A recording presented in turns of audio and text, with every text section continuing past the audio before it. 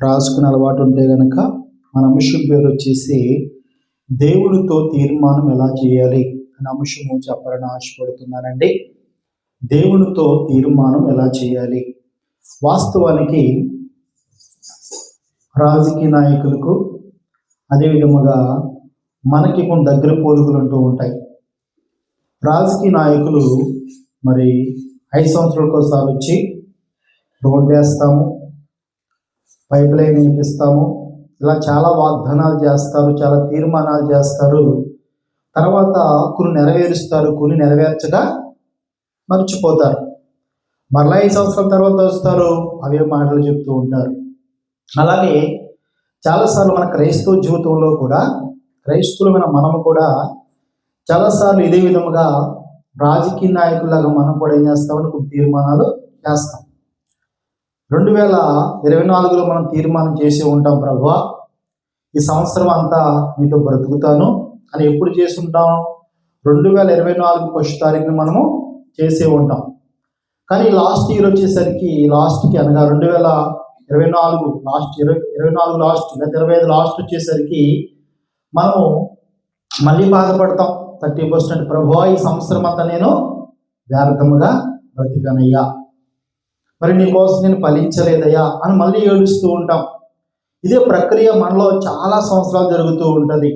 Reason ఏంటంటే మనకు కొన్ని తీర్మానాలు తీసుకుంటాం, ఈ సంవత్సరం అంతా ఎలా బ్రతకాలి. కానీ ఎందుకో చాలా మంది కూడా ఆ తీర్మానాన్ని ఏం చేయలేకపోతామండి, నెరవేర్చలేకపోతాం.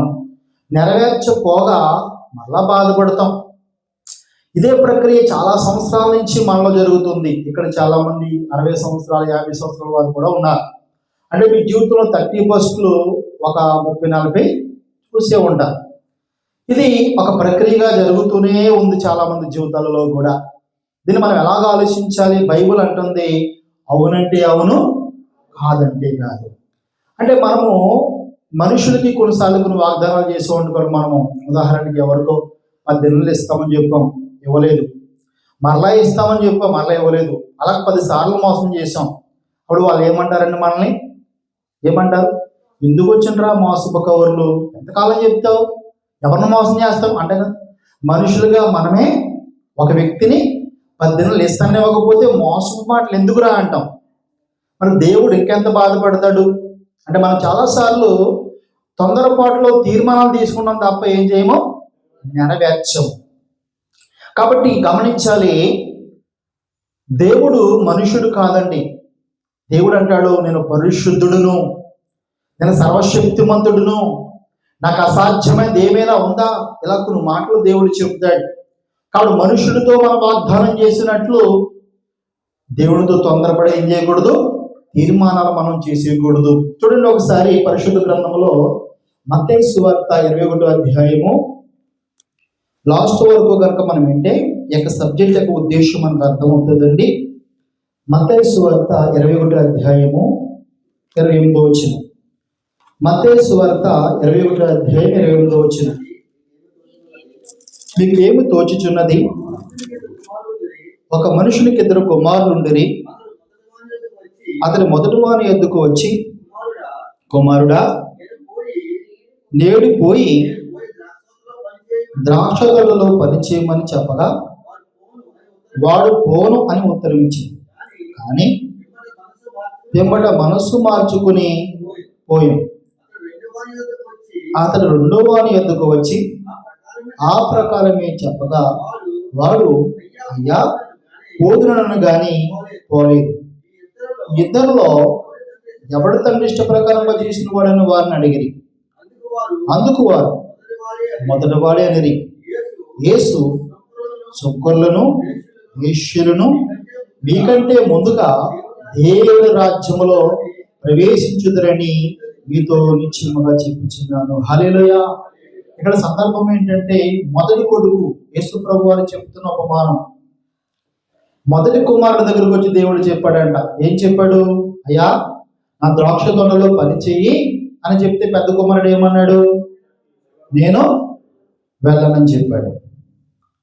అప్పుడు తండ్రి అనుకున్నాడు ఇక్కడ వెళ్ళిలా లేడు, చిన్న కుమారుడు దగ్గరికి చెప్దాము అని చిన్న కుమారుడు దగ్గరికి వచ్చాడంట. అప్పుడు చిన్న కుమారుడు ఏమన్నాడంట, ఇంకేముంది డాడీ, వెళ్ళిపోతాను, వృద్ధులేసి ఇక్కడ తోలుగా వెళ్ళిపోతాను అని చెప్పాడంట. చెప్తే తీరాగా ఆ పొలంలోకి వెళ్ళి చూసేసరికి ఏ కొడుకు ఉన్నాడు? పెద్ద కొడుకు ఉన్నాడు. అంటే మొదటివాడు పోరాని మనస్సు మార్చుకున్నాడు, మొదటివాడు తీర్మానం చేయలేదు కానీ ఏం చేశాడు? పనిని నెరవేర్చాడు. రెండోవాడు తీర్మానం చేశాడు కానీ పని నెరవేర్చాడు. అప్పుడు యేసుప్రభు కింద ఏం చెప్పాడు తెలుసా? మీకంటే ముందుగా ఎవరు వెళ్ళిపోతారు పరలోక రాజ్యంలోకి? సుంకరులు, వేశ్యలు, పాపులు వెళ్ళిపోతారు. ఎందుకంటే వాళ్ళు చెప్పట్లేదు కానీ మారు మనసు పొందుతున్నారు, చేస్తున్నారు. మీరు చెబుతున్నారు కానీ చేయట్లేదని ప్రభు ఉద్దేశాన్ని చెబుతున్నాడు. అంటే ఈ దినాన క్రైస్తవులమైన మనము చూడండి, ఇతరులు సహజంగా ఈ ఈ తీర్మానాలు అనేవి ఒకటి రాజకీయ నాయకులకు ఉంటాయి, వాగ్దానాలు తీర్మానించడం అనేది. రెండు మన క్రైస్తవులు ఉంటాయి కానీ ఇతరులు ఎవరికి ఉండవు కదండి. ఎవరు తీర్మానం ఏం చేసుకోరు, అలా జరిగిపోతుంటుంది. మాకేమైనా చేస్తే మేము నీకు ఏదైనా చేస్తామమ్మా అంటారు కదండి. ఇది సహజంగా జరిగేది. కానీ క్రైస్తవులు అలా కాదు. మనం పరిశుద్ధంగా బ్రతకాలని, దేవుని కోసం జీవించాలని తీర్మానం మనము చేసుకుంటాం కానీ నెరవేర్చాడు. అదే జరిగిందండి. పెద్ద కుమారుడు తీర్మానం చేయలేదు కానీ తీర్మానం నెరవేర్చు. రెండో కుమారుడు తీర్మానం చేశాడు కానీ నెరవేర్చలేకపోయాడు. మరొక వచనం చూడు, ఇదే మత్తయి సువార్త 26వ అధ్యాయము. ఇదే మత్తయి సువార్త 26వ అధ్యాయం 31వ వచనం ఒకసారి చూడండి. అప్పుడు యేసు వారిని చూచి, ఈ రాత్రి మీరందరూ నా విషయమై అభ్యంతరపడదు. యాలి అనగా గొర్రెల కాపరును కొట్టుదును, మందలో గొర్రెలు చెదిరిపోవు అని వ్రాయబడి ఉన్నది కదా. నేను లేచిన తర్వాత నీకంటే ముందుగా కలవికి వెళుదునన్ను. అందుకు పేతురు, ఈ విషయమై అందరూ అభ్యంతరపడను, నేను ఎప్పుడూ అభ్యంతరపడనని ఆయనతో చెప్పగా, ఆ యేసు అతన్ని చూచి, ఈ రాత్రి కోడుకు మునుపు నేను నెలగవను మారు చెప్పుదు అని నిశ్చయముగా చెప్పుచున్నాను. పేతురు ఆయనను చూచి, నీతో కూడా ఆ విషయం చదవాలి, నీతో కూడా సావలసి వచ్చినను నిన్ను ఎరగనని చెప్పనను. అదే ప్రకారము శిశువులందరూ అనేది. హల్లెలూయా. ఇక్కడ చూడండి, యేసుప్రభు చాలా మర్యాదగా చెప్పాడు. గొర్రెలు కాపరం కొడతాడు, కొట్టిన తర్వాత గొర్రెలన్నీ చెదిరిపోతాయి అని చాలా అర్థమయంతంగా చెబితే పేతురు అన్నాడు మొట్టమొదటిగా, ప్రభువా నీ విషయమై అందరూ అభ్యంతరపడతారు కానీ నేను అభ్యంతరపడను. యేసుప్రభు చెప్పాడు, లేదు లేదయ్యా, నువ్వు కోడి కోస్తుంది, 3 సార్లు నువ్వు అబద్ధం ఆడతావు, గొంపుతావు అని చెప్తే, అదేంటి ప్రభువా, అవసరమైతే నీతో కూడా ఏం చేస్తాను, నేను చచ్చిపోతాను కానీ నేనేం చేయను, అబద్ధం అన్నాడు. ఆయనే కాకుండా ఇంకా ఎవరన్నారంట? శిశువులందరూ అన్నారంట. ఎందుకంటే పేతురు మాటే అందరి మాట. కాబట్టి మీరు చూడండి, వీళ్ళు కూడా ఏం చేశారు? తీర్మానం చేశారు, ప్రభువా నీతో చచ్చిపోతాము కానీ ఇది ఎరగమని చెప్పము, నీతోనే ఉంటామని చెప్పారు. ఆ తీర్మానం వాళ్ళు నెరవేర్చారా? నెరవేర్చలేదు. యేసు ప్రభువుని ఎప్పుడైతే పట్టుకున్నారో తుపాకు దెబ్బకు మళ్ళీ ఎవరు కనబడలేదు. మళ్ళీ ఎవరు కనబడలేదు. ఇంకా ఆ చుట్టుపక్కల ప్రాంతంలో ఎవరు లేరు. పేతురు ఒకడే కొంచెం దూరం నుంచి చూస్తాడు ఏం జరుగుతుందా అని. అంటే ఈ విషయాన్ని బట్టి మనకు ఏమర్థం అవుతుందంటే, మనుషులు చేసిన తీర్మానం ఏం చేయలేరు, నెరవేర్చలేమండి.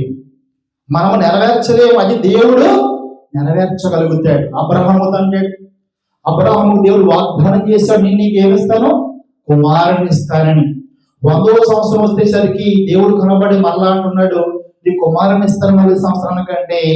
మరి సారా ఏం చేసిందండి, నవ్వింది. అప్పుడు దేవుడు ఒక మాట అన్నాడు, యెహోవాకి అసాధ్యమైనది ఏదైనా ఉన్నదా?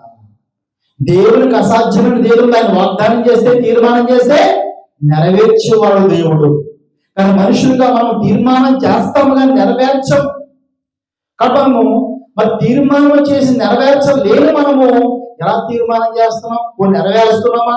నెరవేర్చకుండా 2000 అదే తీర్మానం, 2000 ఓట్లు అదే తీర్మానం, 2003 అదే తీర్మానం, తీర్మానం అయితే చేస్తున్నారు కానీ నెరవేర్చలేని వారిగా ఉన్న బైబిల్ చెప్తుంది, అవునంటే అవును, కాదంటే కాదు. మరి ఇది ఎలాగా?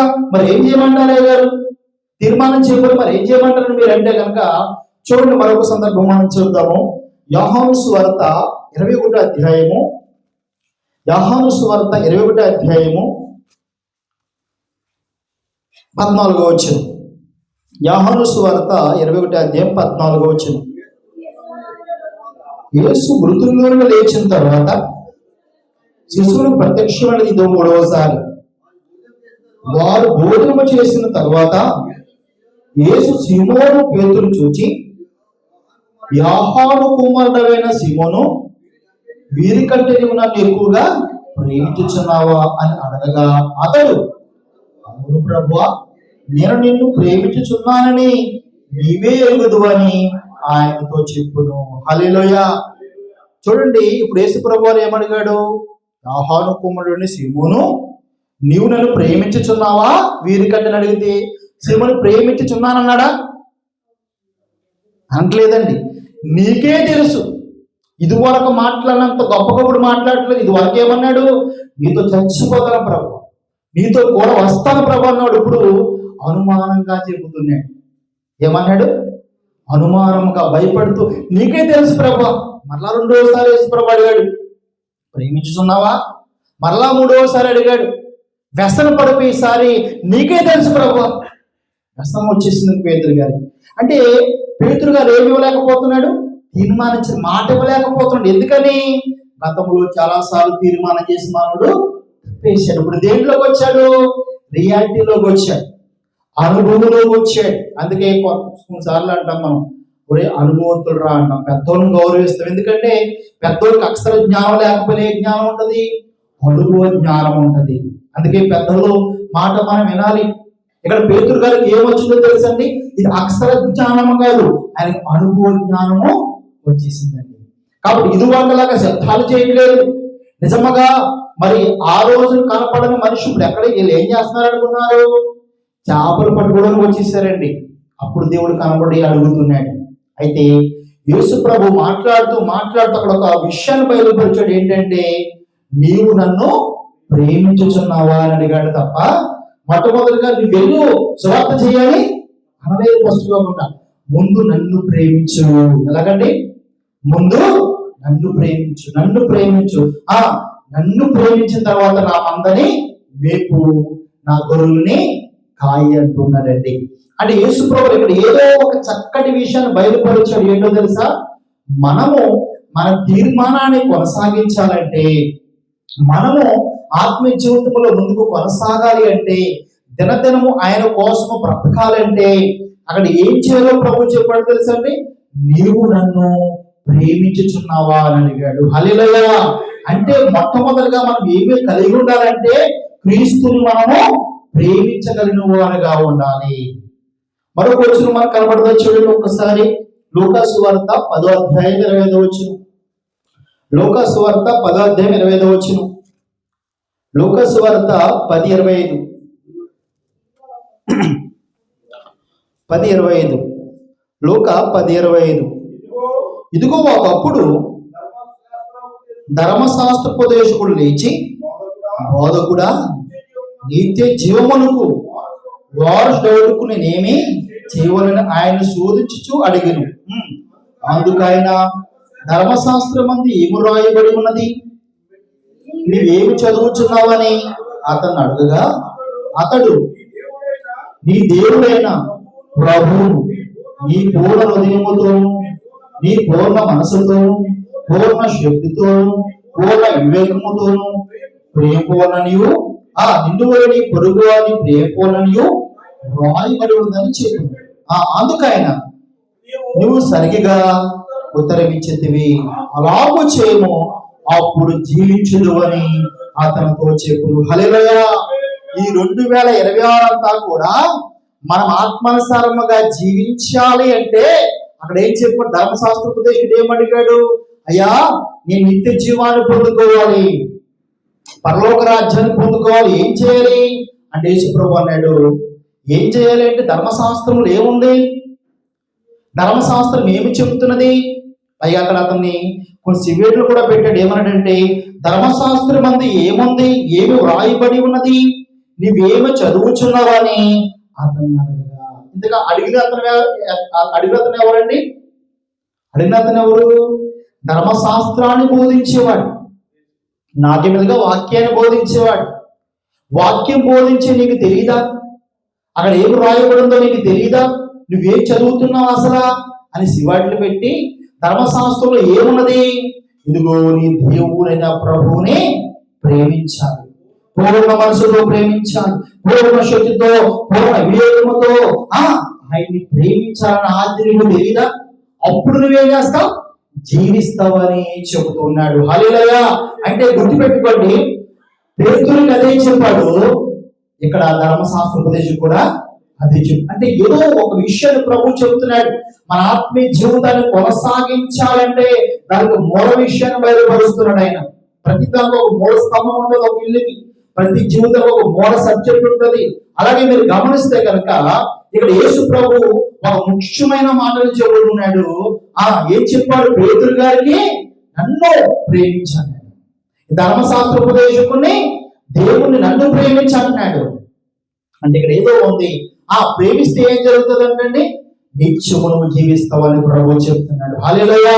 అందుకే దేవుడు లేఖనం ఎలా రాయబడి ఉన్నదండి, భార్య భర్తల కోసం విధంగా రాయబడి ఉంది.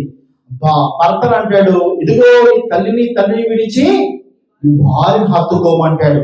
అంటే భార్య భర్తల యొక్క బంధము బలముగా ఉండాలి అంటే భర్త ఏం చేయాలి? ఆ భార్యని హత్తుకుని ఉండాలి. అంటే ఎక్కడో అమ్మాయి ఎక్కడో అబ్బాయి కానీ కలిసి జీవిస్తారు, ప్రేమ కలిగి ఉంటారు. ఎలా ఉంటారు? వారి ఏక శరీరముగా ఉండి రోజు రోజుకు వారు ఏకముగా కలిసి ఉండి ఒక చోట బ్రతుకుతూ, ఒక ఇంట్లో బ్రతుకుతూ, అంటే ఒకరి మీద ఒకరు ఏం పెరుగుతారండి? ప్రేమ పెరుగుతుంది. అలాగే బైబిల్ చెప్తున్నది, దేవుడు మనకి ఏమై ఉన్నాడంటే అండి, నిన్ను సృష్టించిన వాడు నీకు భర్త ఉన్నాడు కదా అంటున్నాడు. హల్లెలూయా. అంటే మన దేవుడు ఆత్మీయంగా కూడా మనకు భర్త ఉన్నాడు, మనం వధువై ఉన్నాం. అంటే మనం ఏమయ్యాలంటే దేవుణ్ణి ప్రేమించడం కొరకు మనం ప్రయత్నం చేయాలి.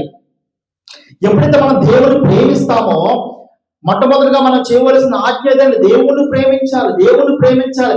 దేవుణ్ణి ఎవరైతే ప్రేమిస్తారో ఆటోమేటిక్ ఈ సంవత్సరం అంతా కూడా ఏం చేస్తాం మనము? తీర్మానం చేయకపోయినా, కుమారుడు కోసం చెప్పుకున్నాం కదా, పెద్దోడు తీర్మానం చేయలేదు కానీ ఏం చేశాడు? అని నెరవేర్చాడు. హల్లెలూయా. ఇక్కడ తీర్మానం చేయడం ఏమీ లేదు కానీ ఇదిగో నువ్వు నిజంగా దేవుణ్ణి ప్రేమిస్తే ఎలా ప్రేమించాలి సార్ అంటే, దేవుణ్ణి ప్రేమించడం వాక్యం చెప్తుంది, ఆయన ఆజ్ఞల గైకొనంటే దేవుణ్ణి ప్రేమించుట. అసలు మనం దేవుణ్ణి ప్రేమించాలంటే మొట్టమొదటిగా మనం ఏమి చేయాలంటే ఒక ప్రార్థన జీవితం కలిగి మనం ఉండాలి, వాక్య జీవితం కలిగి ఉండాలి, సంఘములో సహవాసం ఉండాలి. ఇదిగో ఆయనకి ఎంత, ఇప్పుడు భార్య భర్తకి ఎంత దగ్గరుంటే అంత వాళ్ళ మధ్యన అనురాగం, ప్రేమ ఉంటుంది. అలాగే మన జీవితంలో కూడా వధువుగా ఉన్న మనము క్రీస్తుకి ఎంత దగ్గరగా ఉంటే అంత మనం ఆయన ప్రేమించగలుగుతాం. ఆయన మొట్టమొదటిగా ప్రేమించామనుకోండి, ఆయన ఆజ్ఞలు మనకి ఎలాగుంటే చాలా సింపుల్ గా నెరవేరుస్తాం, చాలా సింపుల్ గా దేవుడి కోసం మనం బ్రతకగలుగుతాం. ఇది నా మాట కాదు కానీ క్రీస్తు చెప్పిన నిజమైన సత్యం. హల్లెలూయా. కాబట్టి సంవత్సరాలు మనం పెట్టుకున్నవి, రోజులు మనం పెట్టుకున్నవి, బైబిల్ చెబుతున్నది, ఎవరైనా క్రీస్తునందు ఉన్నాడలా వాడు నూతన సృష్టి. అంటే ఎవరైతే క్రీస్తునందు ఉంటామో, ఇదే ఈ రోజు ఒకవేళ కనుక నువ్వు క్రీస్తు కోసం బ్రతకాలి అంటే నువ్వు క్రీస్తునందు ఉంటే నువ్వు నూతన సృష్టి. ఈ రోజు నుంచి నువ్వేం చేయాలంటే క్రీస్తుని ప్రేమించడం అనే అంశం మీద ఆ ప్రేమ కలిగి ఉంటే గనక తప్పనిసరిగా నువ్వు తీర్మానం చేయకపోయినా నువ్వు దేవుని కోసం బ్రతకగలుగుతావు. మరొక వచనం ముందు చూడండి, మరొక వచనం ప్రకటన గ్రంథము 2వ అధ్యాయము 3వ వచనం. ప్రకటన గ్రంథము 2వ అధ్యాయం 3వ వచనం. ప్రకటన గ్రంథము 2వ అధ్యాయం 3వ వచనం. నువ్వు సహనము కలిగి నా నామము నిమిత్తము భారము భరించి అలయలేదనియు నేను ఎరుగుదును. అయినను మొదట నీకుండిన ప్రేమను నీ వదులుతువని నేను నీ మీద తప్పొకటి మోపవలసి వచ్చినది. నీవు ఏ స్థితిలో నుండి పడిపోతావో అది జ్ఞాపకము చేసుకుని మారు మనసు పొంది ఆ మొదటి క్రియను చేయము. అట్లా చేసి నువ్వు మారు మనసు పొందితేనే సరే, లేని ఎడల నేను నీ యొద్దకు వచ్చి నీ దీపస్తంభము నీ చోట నుండి తీసివేదును. ఎంత ఒక మరి దేవుడు చెబుతున్న మాట ఎలా ఉన్నదంటే సంఘానికి మరొకసారి మెలుగు చేస్తూ ఉన్నాడు.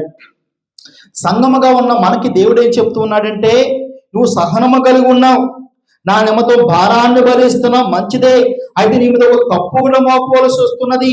ఆ తప్పు ఏంటంటే, మొదట నీకుండిన ప్రేమ నీవు వదిలేసావు. మీకు అర్థమవుతుందండి? అంటే సహజంగా మనము మారు మనసు పొందిన కొత్తలో, బాప్తీసం పొందుకున్న కొత్తలో దేవుణ్ణి ఎంత ప్రేమిస్తామంటే, ఎంత ప్రార్థన చేస్తామంటే, సహజంగా ఎవరు కనబడతారు వాళ్ళకి చెప్పాలనుకుంటాం, అయ్యా నేను మారు మనసు పొందాను, అయ్యా నేను రక్షణ పొందుకున్నాను, ఏ వాక్యం చదువుకున్నావు, ప్రార్థన చేసుకున్నావా, ప్రార్థనకి వెళ్దామా, ఇలాగ నూతన దినాలలో ఉన్న ఆ యొక్క ప్రేమ ఏమైపోయిందంటే ఈ సంఘానికి వదిలేశారంట. ఒకవేళ మనలో కూడా చాలా మంది దినాలు ప్రభు మాట్లాడుతున్నాడు, అసలు మనం దేవుని కోసం బ్రతకాలంటే ఫస్ట్ మనం ఏం పొందుకోవాలంట, మరలా ఆ మొదటి ప్రేమను మరలా మనము చేయాలి. ఆ తొలి దినాలలో ఎంత ప్రేమ కలిగి ఉన్నావో, నువ్వెంత ప్రార్థన చేశావో, ఎంత స్తుతి ఆరాధన చేశావో, నువ్వే విధముగా ప్రభు కోసం ఆలోచించావో, ఏ విధముగా సంతోషంగా ఉన్నావో, ఏ విధముగా ప్రభులో నువ్వు గొప్పగా పాటలు పాడించు వాక్యాన్ని చదువుకున్నావో, ఆ స్థితిలో నువ్వు మళ్ళా రావాలని ప్రభు సంఘాన్ని హెచ్చరిస్తూ ఉన్నాడు. అలా నువ్వు వచ్చావా సరే, రాకపోతే గనక నిన్ను యొద్దకు వచ్చి నీ దీపస్తంభమును దాని చోటు నుండి తీసివేదును.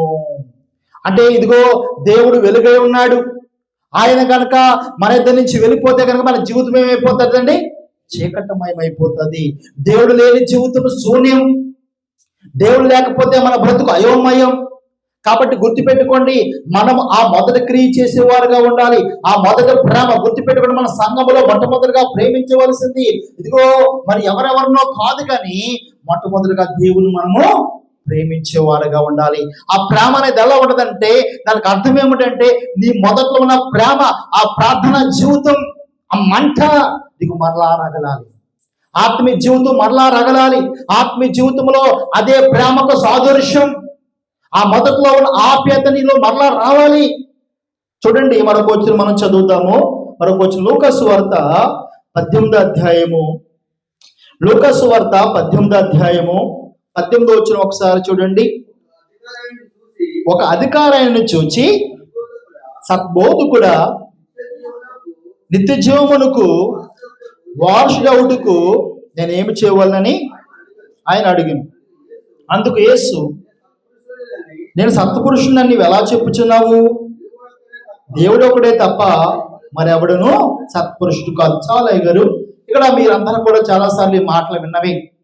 ఒక అధికారి వచ్చాడు, ఒక మరి ధనవంతుడైన ఒక అధికారి, ఒక యవనస్తుడు ఈయన దేవుడి దగ్గరకు వచ్చి, యేసు ప్రభు దగ్గరకు వచ్చి అడుగుతున్నాడు, ప్రభువా నేను నిత్య జీవాన్ని పొందుకోవాలి, ఎలా పొందుకోవాలన్నప్పుడు యేసు ప్రభు అన్నాడు, నువ్వు భారీ దినాల నుంచి అన్ని చేస్తున్నావు కదా, అంటే విచారం చేయకుండా, దొంగతనం చేయకుండా ఇవన్నీ నెరవేరుస్తున్నావు కదా, నెరవేరుస్తున్నాను ప్రభు అన్నాడు. అంటే ఇతడు ఎంత గొప్పవాడు చూడండి, మనందరికంటే చాలా గొప్పవాడు.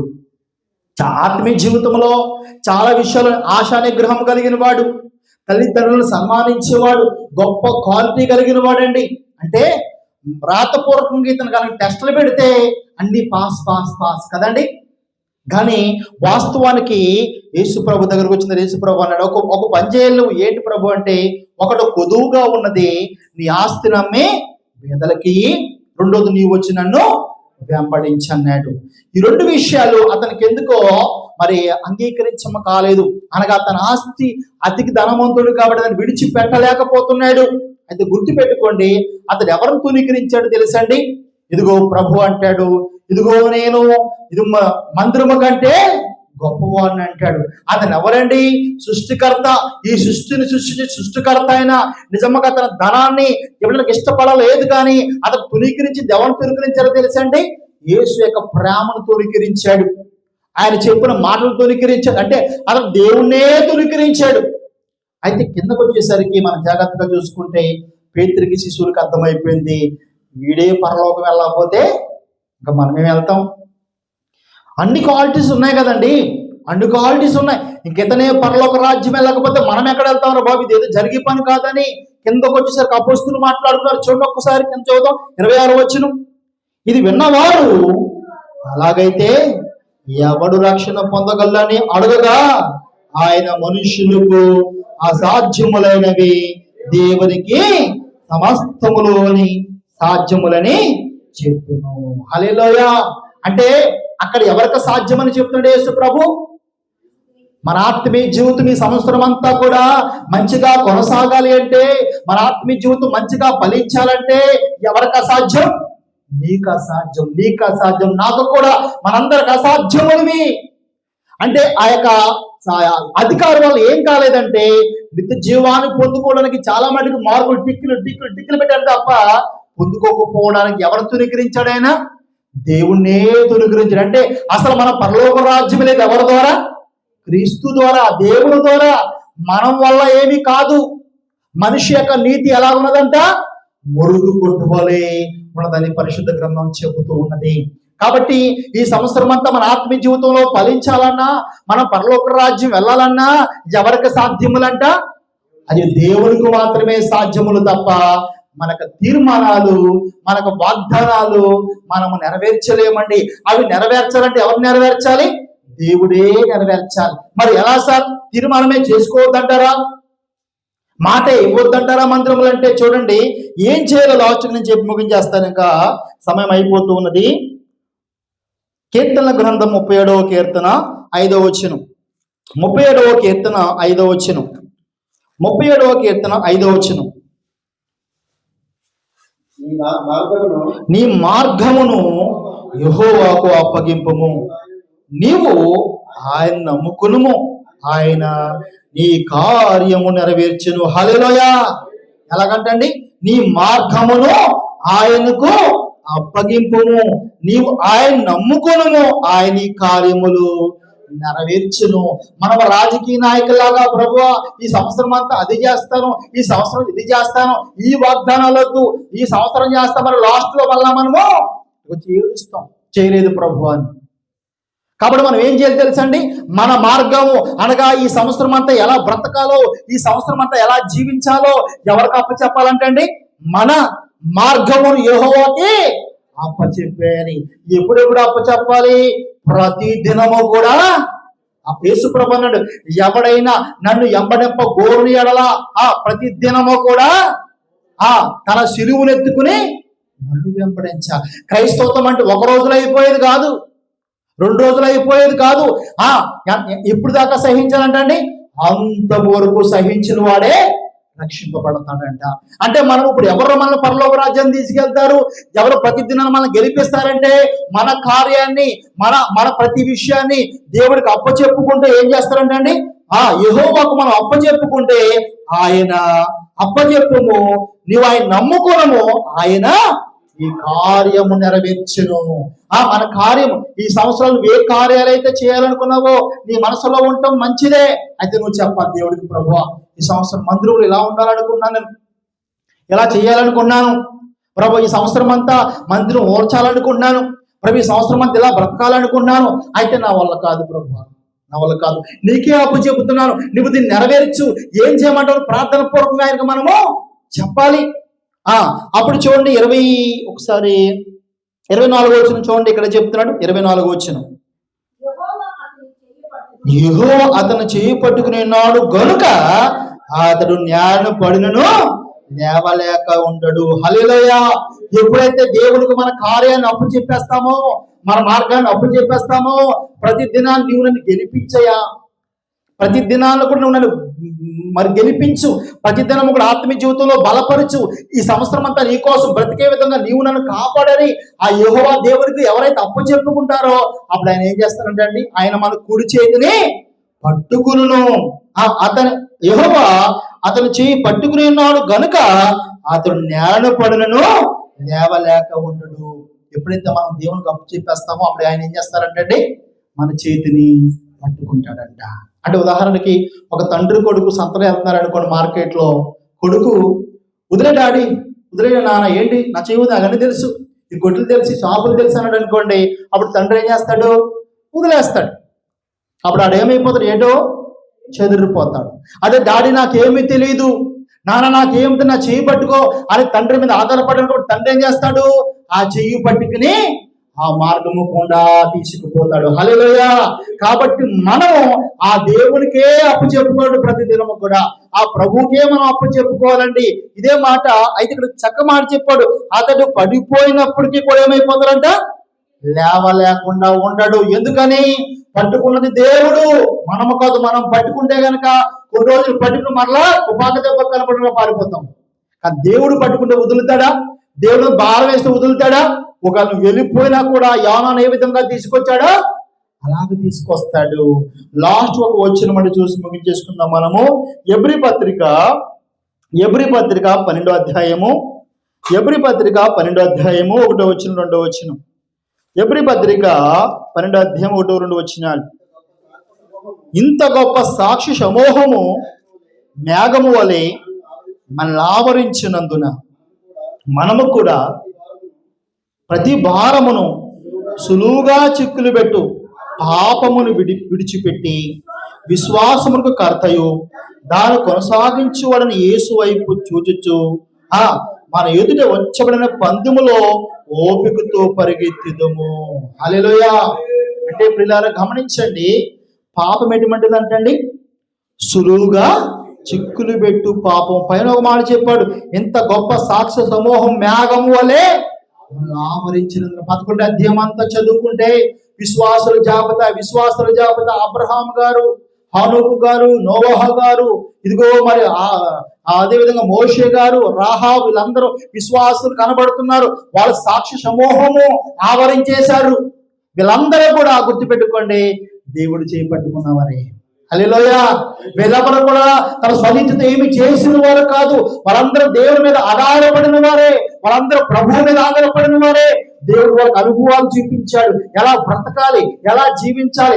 అబ్రహాము విశ్వాసుడికి తండ్రిగా చెడునికి ఇంచుమించు 50 సంవత్సరాలు పట్టిందండి. ఎంతకాలం పట్టిందండి? 50 సంవత్సరాలు. అంటే 100వ సంవత్సరం వచ్చేంత వరకు కూడా అతడు ఎప్పుడు పాస్ మార్క్ పడిందో తెలుసండి? పరిపూర్ణంగా తన కొడుకును బలి ఇమ్మన్నప్పుడు పాస్ మార్క్ పడింది. హల్లెలూయా. అంటే అప్పుడు దాకా కూడా బండి అటు ఇటు ఊగుతుంది, పడవ అటు ఇటు ఊగుతుంది. దేవుడు ఆ విధమైన క్రియారూపంలో చేయాలి అంటే మనం ఎవరి మీద ఆధారపడాలి? మన మార్గాన్ని యెహోవాకి మనం అప్పు చెప్పుకోవాలి. అలా మేక సమూహం 11వ దేవంతా మనకు కనబడుతుందండి. రాహాబు వ్యభిచారి, కానీ ఆయన ఏం చేశాడండి? గొప్ప సాక్ష్యమూహములకు తీసుకొచ్చాడు. ఇవాళ ఇదిగా ఆమె క్రీస్తు వంశావళిలో కూడా ఆమె కనబడుతుంది మనకి.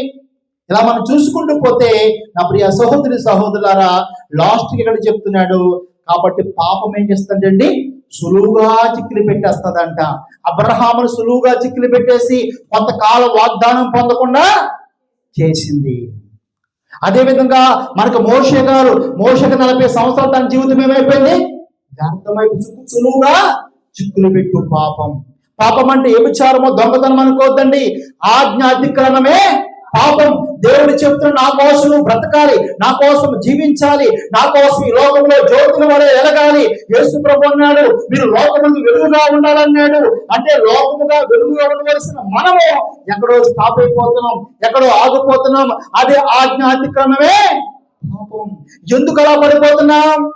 మనం తొందరపాటు కలిగి ఏయో వాగ్దానం చేస్తారు రాజకీయ నాయకుల్లాగానే, ప్రభు అలా చేసేస్తాను, ఇలా చేసేస్తానని. తర్వాత ఏమైపోతుంది తెలుసా అండి? మన మనస్సాక్షి అంటే ఒరే అంత పని చేసేవారా, ఎన్ని వాగ్దానాలు చేసేవారు నువ్వా? పక్కలు కూడా అంటారు, చాలా చేసాడు మొన్న 31st ఎన్ని చెప్పేశాడో ఏ మైకి ఇచ్చుకుని, అలాగే ఇప్పుడు ఏమైంది అని పక్కలు కూడా అంటారు. అప్పుడు మనకంటది ఇంకా మనకి ఇది సూట్ అవ్వదు, కానీ ఈ భక్తి జీవితం మనకు కుదరదు కానీ. అప్పుడు మన మనస్సాక్షి చెప్పినప్పుడు మెల్లగా అది ఇక్కడ చక్కగా మాట చెప్పాడు, సులువుగా చిక్కులు పెట్టు పాపమును విడిచిపెట్టు అన్నాడు. కాబట్టి జాగ్రత్తగా మనం గమనిస్తే, కాబట్టి విశ్వాసమును కర్తయు దాన్ని కొనసాగించేవాడు. అంటే అసలు విశ్వాసానికి కర్త ఎవరు? యేసుక్రీస్తు ప్రభువారు. దాన్ని కొనసాగించేవాడు కూడా యేసుక్రీస్తు ప్రభువారే. కాబట్టి ఆయన వైపే చూడాలి. ఈ లోకంలో ఎవరి వైపు చూడొద్దు, ఒక దైవశావుడి వైపు చూడొద్దు, ఒక కవినకు చూడొద్దు, పక్క వాళ్ళకు చూడొద్దు, ఎదుటి వాళ్ళకు చూడొద్దు. ఎదురు కొన్నిసార్లు మనం ఎవరు నమ్ముకుని వస్తాం, మన ఎవరు మందిరాన్ని తీసుకొస్తారు, అదే మానేస్తారు కొంతకాలం వైపు. కాబట్టి వాళ్ళ వైపు కూడా చూడొద్దు. నీ యొక్క ఆలోచన, నీ విధానము, నీ చూపు, నీ తలంపు, నీ ఎవరిని ఆధారపడాలని క్రీస్తే మనకు ఆధారము. యేసుక్రీస్తు మీదే విశ్వాసం ఉంచుదాం, క్రీస్తు మీదే నమ్మకం ఉంచుదాం. ప్రతి దినము కూడా ఆయన పాదాలు పడిన ప్రభువా నీ కోసం బ్రతకాలని ఎప్పుడైతే ప్రతి విషయం మనం ఆయన మీద ఆధారపడతామో మన ఆత్మీయ జీవితము రోజు రోజుకి అభివృద్ధి చెందుతుందండి.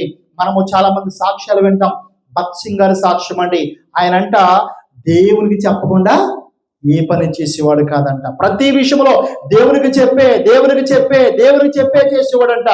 అదే విధముగా మనము కూడా అన్ని విషయంలో ఆయనకే చెప్పి ఆయన మీద ఆధారపడి మనం ముందున్నప్పుడు ఆయనే మనల్ని గొప్పవారుగా చేస్తాడు. ఇదిగో 11వ అధ్యాయంలో గొప్ప గొప్ప విశ్వాసులందరూ ఉన్నారు. ఆ జాబితాలో ఆ పరదేశంలోకి, ఆ పరలోక రాజ్యంలోకి నీవు నేను కూడా చేరాలంటే మనము తీర్మానించుకోవాల్సింది ఎవరితో తెలుసండి? దేవునితో తీర్మానం చేసుకోవాలి. ప్రభువా నేనైతే ఈ యొక్క ఆత్మీయ జీవితంలో గెలవలేనయ్యా, నేనైతే ఈ ఆత్మీయ బ్రతుకులో నడవలేనయ్యా, నేనైతే నీ యొక్క కార్యాలు చేయలేను, నీ సేవ చేయలేను, నీవు నడిపించు అని ఆయన మీద ఆధారపడితే ఆయనే మన చేపట్టుకుని నడిపిస్తాడు. కాబట్టి ఆ విధముగా మనం ముందుకు కొనసాగాలని కోరుకుంటూ ఈ నా మాటలు ముగిస్తున్నాను. మీ అందరికీ వందనాలండి. అందరికీ వందనాలు. చిన్న ప్రార్థన చేస్తాను. పరిశుద్ధుడా మహోన్నతమైన మా కన్న తండ్రి, ఇదిగోనైనా ప్రభువా మరి 2026లో ఏ విధముగా మేము తీర్మానం చేయాలో మాతో మాట్లాడావు దేవా. అవును, చాలాసార్లు మా యొక్క జీవితంలో మా సొంత నిర్ణయాలు తీసుకుని మా సొంతముగా తీర్మానాలు చేసి అనేక మార్లు తప్పిపోయిన దినాలు ఉన్నాయి ప్రభు. కాబట్టి ఆ విధముగా మేము ఉండకుండా తండ్రి నీ మీదే ఆధారపడి నీవే నడిపిస్తావని, నీవే గెలిపిస్తావని, నిన్నే నమ్ముకుని ప్రతి దినము నీ మీదే ఆధారపడేవారుగా మమ్మల్ని మీరు చేయండి ప్రభు. అయ్యా ఈ 2026లో అయినా సరే ప్రభు నీ కొరకు ఫలించేవారుగా నేను ఇంతవరకు మా కుటుంబం కోసం, మా కోసం ఆలోచన, వేదన, సమస్యలతో బ్రతుకుతున్నాము తండ్రి. ఇక నుంచైనా తండ్రి ప్రభు ఇదిగో నిన్నే ప్రేమించి దేవా, నిన్నే పూర్ణాత్మతో పూర్ణ మనసుతో ప్రేమించిన ప్రభు నీ కొరకే బ్రతకడానికి సహాయము దయచేయండి తండ్రి. విశ్వాసము కర్తానికి స్తోత్రాలు, దాన్ని కొనసాగించేవాడానికి స్తోత్రాలు. నిత్యముగా ఇక్కడున్న ప్రతి బిడ్డ కూడా ప్రభు అయా నీ ఆజ్ఞలు నెరవేర్చేవారుగా, అనేక మందిని బలపరిచేవారుగా, అనేక మందిని మందిరాన్ని తోడుకొచ్చేవారుగా మమ్మల్ని అందరినీ కూడా మీరు ఆశీర్వదిస్తారని నమ్ముచు ఇదిగో మా ప్రభువును రక్షకుడైన క్రీస్తు వారి పేరట మేము అడిగి వేడుకుంటున్నాము తండ్రి. ఆమేన్ ఆమేన్. వందనాలండి.